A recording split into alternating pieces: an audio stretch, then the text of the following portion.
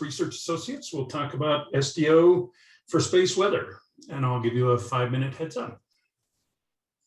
Okay, I am trusting everybody can see my screen and hear me, and let me know if that's not the case. It looks good. Great, thanks.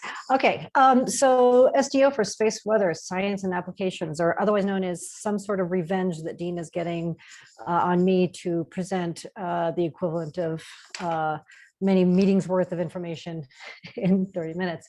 One comment I want to make is, what is space weather? This is not space weather. This is a really interesting star, or the picture of an interesting star doing interesting things. This is space weather, which is when that interesting star interacts with something that we actually care about. And so, for example, this is the image of a flare, of course. We have a small movie here of a flare with the dimming propagating, but this is the space weather part over here, which is the impact of said flare on the ionosphere and the resulting radio blackout that occurred. So with that, space weather, of course, covers many phenomena, the skyward events such as aurora, radio propagation disruption, and also the earthward events, ground currents that are induced, for example, and electric grid disruptions. But no one ever thinks about the weather when it's beautiful and sunny, for example. And it's the same with space weather at some level. It's solar minimum, nothing much is happening. It's easy to forget about it. Except that I did learn recently that the galactic cosmic ray flux increases quite dramatically during solar minimum because of the lack of the influence of the sun in sweeping away those cosmic rays. But one thing we need to remember is even low-level impacts can be impactful when they accumulate over time. And so space weather and the part that we study in terms of from SDO and the solar data can be crucial. So space weather, I'm going to give a little bit of a historical context. I was struck by the comments earlier about the youth that are in the room, but the historical context in terms of synoptic observing. And what I really mean by that is the Weather Service talks about synoptic observing in terms of weather maps as being summary maps where you get a standard set of data at certain times every day. And those go into the models, and the models know what to expect, and the data are repeatable and consistent and developed for the forecasting system. In terms of the solar observations, there's really no standard definition. The synoptic maps that are produced at NOAA, SWPC, and other forecast centers around the world are also standardized. They're summaries in that sense. So on the right-hand side, you have the synoptic map from just a couple days ago, and on the left-hand side, some summary images from Solar Monitor of the state of the sun. And these maps were started in 1972. So there's a very nice, consistent set of them. This is from a couple years earlier, showing what the maps look like when you start to get a lot more activity. Synoptic solar observations, my own definition, is the daily ground-based, especially historically, or frequent in space-based acquisition of data in a routine, consistent manner, often with a sit and stare approach in terms of transient events. So there have been many ground-based stations around the world that have engaged in synoptic observations. And this is really where we started to understand the impacts of phenomena on the sun and through the corona and outward on space weather and on the impacts onto the things we care about. So on the right-hand side, for example, is the iconic Mount Wilson Solar Tower Telescope, where they've been observing every clear day since 1912. And so some of these observatories listed are still going, some are not.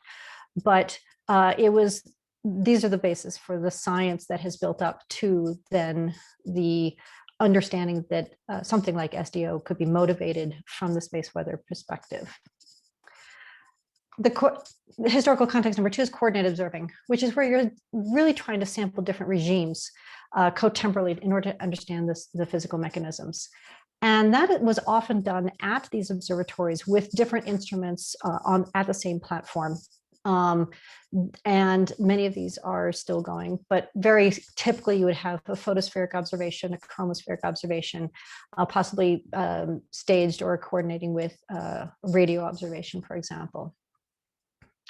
So the images actually just the other day of yesterday of the observations from Kanzler and their synoptic observations. So they have a sunspot drawing, they have continuum H alpha, calcium K, for example.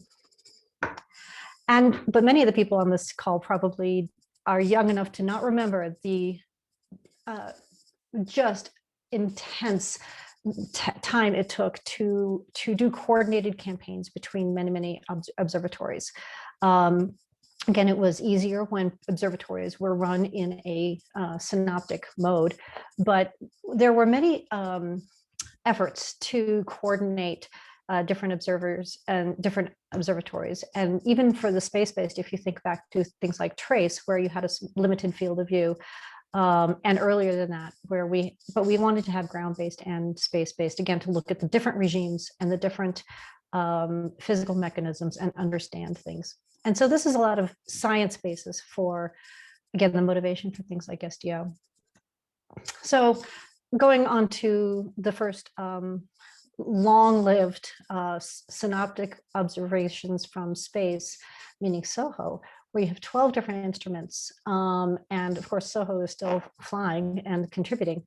But the key points for that was space-based, so there's no atmospheric seeing. This was always the bane when you were doing coordinated campaigns. And again, just the heartbreak of having spent weeks of coordinating and then to have half of your participants clouded out or in sunset, or I mean, obviously you wouldn't expect them to observe during the night, but in rain. it was sometimes heartbreaking. Long-lived and coordinated multi-regime platforms. So again, even within the platform of SOHO itself, to be looking across the physical regimes, and also consistently operated, different from a principal investigator-led investigation at a telescope, where the setup would change very frequently. These observations were, generally speaking, performed in a consistent manner. So enter SDO, where compared to SOHO, for example, there are fewer instruments, but higher resolution, higher cadence, greater spectral coverage, and typically just a lot of information content within these three instruments. Big data thus far, we heard a summary of that. Of course, Eve, for example, is a little kid on the block, but the information content is quite intense in terms of the spectra and the temporal resolution. In terms of the events that we've seen so far, active regions, everybody knows it was a really small cycle. Flares, same thing, CMEs. We've actually caught a decent number, given the small cycle, of actual emergences happening right in front of our eyes, and that's pretty exciting. So I'm going to break the rest of this up into looking towards understanding and towards prediction in terms of the kinds of science that are being done, and looking at the questions that need to be asked in the example, and just a few highlights. So please, feel free to point out what I've forgotten. I know I've forgotten a lot, or not forgotten, but I can't include. Again, this is Dean's revenge on me. But some space. I'm going to look at things on 3 time scales: the solar cycle, solar rotation, and energetic events. So here we go. In terms of the solar cycle, you might argue that this is more like space climate rather than space weather, but I'm going to argue that by looking at things on longer timescales, we can actually start to use some of that information for longer range, not necessarily solar cycle, but half year out or year out activity forecasts. So understanding, of course, is how does the solar dynamo progress, polar fields, what is the connection between the interior processes, the flux transport, the dynamo, and energetic events themselves. So looking at a familiar topic, at least, is the subsurface flows, especially the variations and their implications of the variations, the changes in flows as a function of time. So these are plots of the deviations from the mean velocities at very shallow depths. In this paper, they also go deeper. And in red, you can see in a very thin highlight the sunspot number. There's also contours of the mean the mean magnetic field, or some magnetic field concentrations as well. And what you can see here is that obviously the flows are changing, they are accelerating and decelerating. You basically have a wave system propagating through. But you can also see, like in the southern hemisphere part right here around 2014, 2015, this is off of the equator. And it's in the southern hemisphere. And you actually see this, we know we have a second peak of sunspot number in the southern hemisphere late in the cycle. So some of these flows are indicating or causing, not sure which, the presence of the magnetic fields and the distribution and what they're doing. So when you look at this in not a symmetrized view, you can start to see some of these discrepancies. The highlight next I'm going to look at is that we've heard many things about, or there's been a lot of investigation onto the hemispheric helicity preference, or the preference of the sign of the twist in the north and the south in the magnetic fields. One thing that we looked at recently was the fact that, or we looked into that, and we have found that this is not a spatially uniform phenomenon.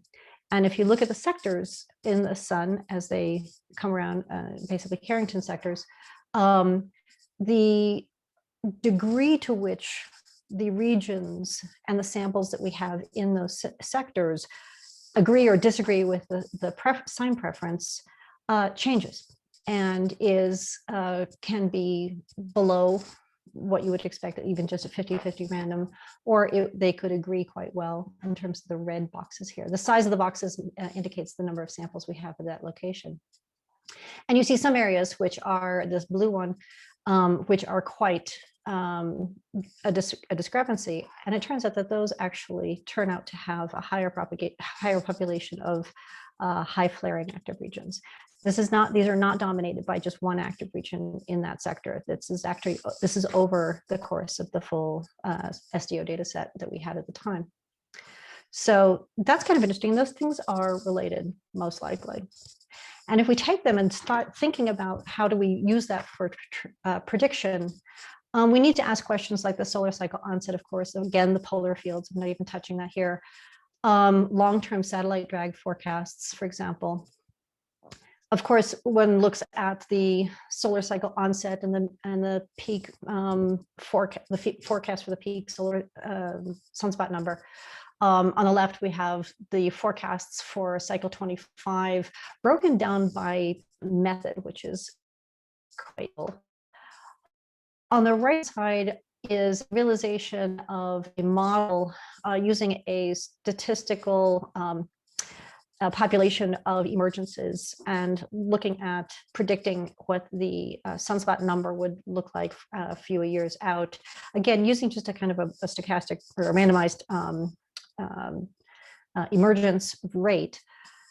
But my challenge is that if you combine the known distributions that we can see and we look at these subsurface flows on the timescale of a year or two, is it possible, could we develop month or year out activity forecasts? So longer range, but perhaps applicable to some aspects of forecasting for the interaction of the sun and our environs. So if we dial down now to solar rotation type of timescale, so I'm not exactly talking about only just the rotation itself, but that kind of timescale, the questions abound. What is a coronal hole? How do they evolve? How do they form? What is the relationship between magnetic flux, morphology, wave propagation or helioseismology, coronal emission? How do active regions form? How do they emerge? Solar wind accelerated. How is it populated? How is it governed? So that's quite a list. It is incomplete. So, but if we look towards understanding, I'm going to highlight active region pre-emergence, because that would be both interesting from a forecasting point of view of being able to understand or predict when an active region is going to emerge and how active it's going to be, but also just understanding what happens in the last few megameters or more during flux emergence processes. And right now we really have an inability. We have found that helioseismology, which should be probing the subsurface layers and detecting magnetic fields, really cannot, on an individual basis, reliably predict where an active region is going to form.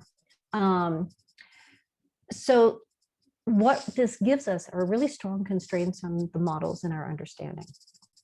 The models are being tested. They also test the data analysis. So on the right-hand side, what I have are observations on the left-hand part of two active regions, and basically not showing flows in the arrows that are indicative of anything happening at those locations.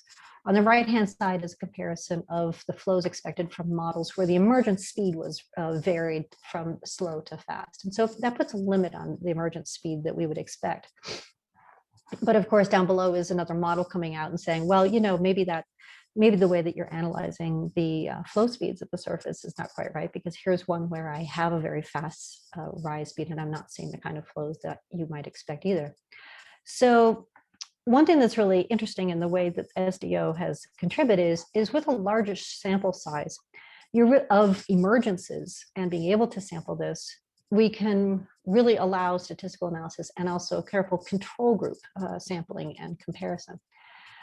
So there is some evidence we've found that pre-emergence surface flow patterns have some influence from the supergranules. It's an old idea, new support, jury is still out. So prediction-wise, if you're looking at more applications, you know, can we identify coronal holes in order to predict CIRs and high-speed streams? What can we do to improve the solar wind models? What is coming around? What's evolving? What can we not see? So I'm going to highlight the prospect of coronal hole detection. This has become a favorite topic for machine learning. But I love this figure here where it's comparing coronal hole detection algorithms, different ones, and you can see that there's quite a disparity in where they determine the boundaries to be. So there's a lot of disagreement. There's challenges of what do you actually train your system on? Is it something that a human has gone through and performed? Is it something from a different system, but that may have its own biases? And what do you validate against? Because we don't have an independent, easily as big a data set of independent answers for what a coronal hole is. I was going to highlight the far side magnetograms from helioseismology, crucial for space weather forecasting of all sorts, but I'm going to let Shay talk about that. And I'm going to turn now to energetic events. So towards understanding, the sun is an interesting star for which we had many talks a few weeks ago of the interesting aspects of the physics of the solar flares and the solar coronal mass ejections and particle events and such. But now we're looking at it in terms of the space weather drivers. So what distinguishes or triggers or energizes an event to produce an active region to produce an event? What makes it produce a coronal mass ejection instead of a confined flare? Understanding and exploiting the flare output throughout the electromagnetic spectrum and how it impacts the heliosphere and especially things like our ionosphere and our magnetosphere. As an indicator of different physical mechanisms on the sun, but then again, how does it impact us? What is required to produce energetic particles and how do they propagate? So I'm going to highlight one new model, which is by the group that I work with in Nagoya on flares. So this is a full talk. I mean, again, thank you, Dean. Focus number one, what triggers the flare? And this is a model called where you look at what's called double arc instability, which is essentially tether cutting and then a stability analysis of the resulting manifestation after the tether cutting in terms of stability analysis for eruption. It's combined with something called a kappa scheme, where you combine the double arc instability with a measure of an estimate of available energy in the overlying corona and the surrounding corona. and a likelihood that a small feature, in this case, over in this magnetogram, this little dot right here, will actually be a reconnection point. When you combine all of that, it turns, we're trying to understand what is the trigger, what is the physics here. But of course, this is something that can evolve towards a prediction science. It turns out that this dashed line on this graph over here, where you have the radius of this little critical point, and there's a way that that is defined, to the energy that you estimate is available for being released, there's a self-similar relation that is indicated by this dashed line. And when there are points that go beyond that dashed line, imminent flares of an energy indicated by this estimate appear to be available. So it's an interesting, again, model, needs to be tested on many, many more regions and events in terms of any kind of transition. But it may give us some insight into the triggering mechanisms. I'm also going to look at or highlight the newly discovered flare output of the EUV late phase flares, because again, from a space weather point of view, these are impactful for our ionosphere. And what you can see on the right-hand side here is the time profile and the different phases of flares. And these late phase emissions are from basically some of the cooler lines, I believe, and they really can come an hour or so later. And it's another set of loops that is being energized later in the heating of the corona. What I found fascinating is that for these two events, for example, that are in the Woods et al. Paper, the actual relative irradiance enhancement here is about the same. It's roughly a factor of 6 between the C5 flare and the M5 flare. So little flares in the GOES can get you big impacts on the ionosphere. So I'm going to turn now to the question of eruptive versus confined flares. And this is another whole talk, but there's been a huge amount of work on this. And it's coming down to the takeaways that there are distinguishing characteristics. We can distinguish using this is the peak flux versus the magnetic flux density that is near the areas that are swept away by the flare ribbons. That these are separate beasts. However, how to distinguish that ahead of time is crazily hard. And so one of the things that has been looked at is how do you define which field lines are the flux rope, which ones are going to be involved in the reconnection, for example, and that's really hard. But in terms of eruptive versus confined, perhaps it's the bigger scale things, the global stuff, which is proximity to open field that can enable eruptive events. And this is some work from Mark DeRosa and Graham Barnes, where they looked and found evidence that proximity to open flux is a key factor here.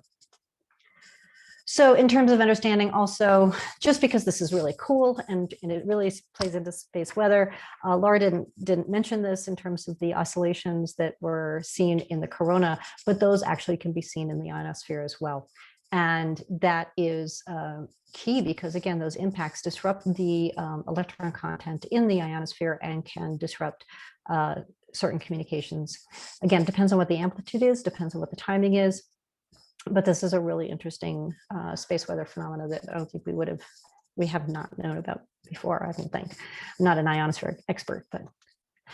Okay, in terms of towards prediction, flares, CMEs, space weather drivers, like it's the age-old, when will a flare occur? How big is it going to be? Will it have a CME? Will there be a radio burst? And then what impact will that flare or its accompanying phenomena have on the Earth and on space weather?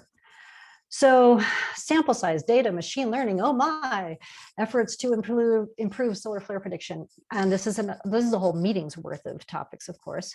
But one thing I want to highlight a recent paper. There's a list of papers down below of recent work, but looking at a number of parameters that can be derived from data, such as from HMI on SDO, and two different classifiers, and looking at the ranking and looking at how well they perform at classifying flares. In this case, I believe this is M and above. 5 minutes. Seen above. Thank you. So the takeaway are that the sharp parameters many people are aware of in the HMI database are really have already been pre-selected as being important. Different classifiers do not seem to make much of a difference. And more parameters at the same time doesn't always seem to help in terms of this TSS, or true skill statistics score. And the final is that we have a long way to go to where that TSS is 1, which is what we want. I also want to point out that one of the best performing parameters in one of these is the flare index, which is the persistence. And that is essentially the original flare prediction tool, which is whatever a region did yesterday is what it's going to do tomorrow. Again, in terms of prediction, the predicting coronal mass ejection properties from the coronal dimmings, very briefly taking away that there's some promising work here, seriously promising work in terms of, again, predicting whether we're going to have a CME. And it looks like first order characteristics correlate with mass of the CME, second order with the velocity. Work to be done, very interesting, both in understanding the physics of the eruptive phenomena itself, of the solar physics, and in terms of the space weather prediction. So a few final points. SDO provides large sample sizes, and people have already commented it's great because the data are always there, they're always being collected. One thing you can do, of course, is to characterize the behavior of the sun. On the right-hand side, we're working a little bit on characterizing the pre-event behavior of the solar corona. These are histograms of flaring and non-flaring regions, as seen in 335, for example. Characterizing the distributions here. This is a paper asking the question of whether power laws or log normals distributions are more appropriate for the sizes of the flares. And then you can study the exceptions. So here's a quiz. What's missing from this GOES X-ray plot? Anybody? Okay, well, I'll tell you. The answer is the C flares. This is one of those exceptions where if you look at that power law spectrum of size distribution, this is NOAA 11283. It's a very famous region because a lot of people like to study it. It's isolated, it's complex, and the flare distribution that it produced is very strange. So large sample sizes and this amount of data allow you, from the investigation point of view, to find your Goldilocks region, whether that is a region for your MHD models, or for something I've been doing, I wanted a theorist sunspot. I wanted the roundest, steadiest sunspot I could find. And that's part of what enables both the research, primarily the research side of SDO for space weather. So final points, I'm just going to put this out. We need validation. This is crucial right now.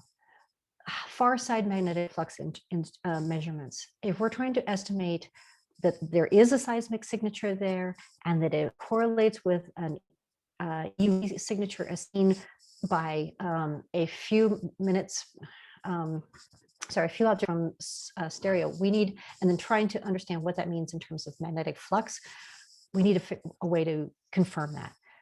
Boundary input for solar wind model, coronal hole identification, again, what's the answer? And forecast performance of all ilks, all kinds, beyond true skill statistics, beyond RMSE. There's a couple of recent papers there, but I won't go beyond, I'll get off of that soapbox. My final takeaway messages, space weather is when that interesting star interacts with what we care about. The power of the SDO and also the Heliophysics System Observatory is that the data are not just on the star, but also we do have data on the impacts. And the data sampling is across physical regimes, temporal regimes, and spatial regimes. Sampling and breadth, sampling and longevity consistently for solar cycle for long periods of time. And this is a stable three-legged stool, which is required. Each one of those components is required. It enables both targeted case study investigations, the Goldilocks regions, getting exactly what you want, also the large sample investigations. in order to establish the distributions and investigate the exceptions, because that's where you really learn stuff as well. And then to be able to challenge the models, the numerical models for eventual physics-based full forecast capabilities to be able to explain both. So space weather focused science has flourished. Informal use of the SDO data that Rob's going to talk about has flourished for operations, but it's not an operational facility. So I think we need to think about as a science, as a community, what do we want for solar cycle 26, and are we going to have it? So thank you, SDO. Thank you, everybody. It's been quite a ride. Thank you, Katie. We've got a couple of questions up here. I'm not sure we have time. Frank will cut us off. The first question from James Mason probably should be posed to Shay, perhaps. It's about whether there were any white papers focused on or called for far side magnetic flux measurements in the Helio 2050 white papers. I don't know if you have that answer or if that... I was not part of one. I believe there was. And I will say again that I want to say I skipped huge parts of models and things that are available. But we've also had talks of it. I'm just thinking, of course, of FISM and FISM 2. But anyway, so but I think there were. Yeah. I'm going to fire off one more question from Shanjiv. Do active regions that do not follow hemispheric helicity rules tend to be more flare productive? Yes. Okay. Tend to. Right. Overlapping distributions. All right. Now I'm going to pause for a bit while Frank